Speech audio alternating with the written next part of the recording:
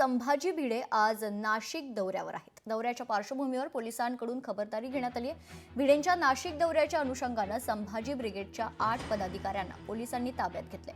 संत तुकारामांचा अपमान करणाऱ्या संभाजी भिडेंना तुकारामांचं पुस्तक देऊन आंदोलनाचा इशारा देण्यात आला होता। या संदर्भात सविस्तर माहिती जाणून घेऊयात। आमचे प्रतिनिधी महेश महाले आपल्यासोबत जोडले जात आहेत। महेश, काय सविस्तर माहिती?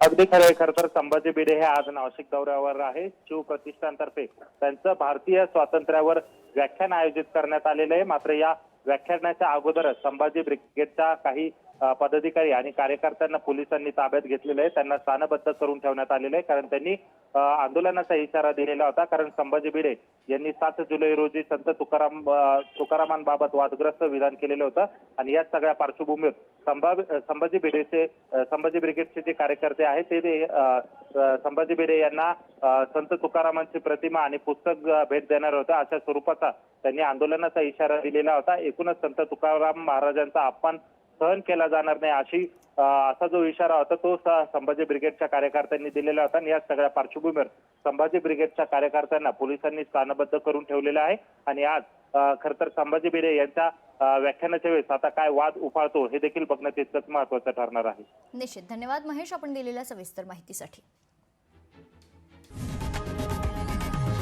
लोकशाही मराठी ऐका, पहा, जागरूक रहा।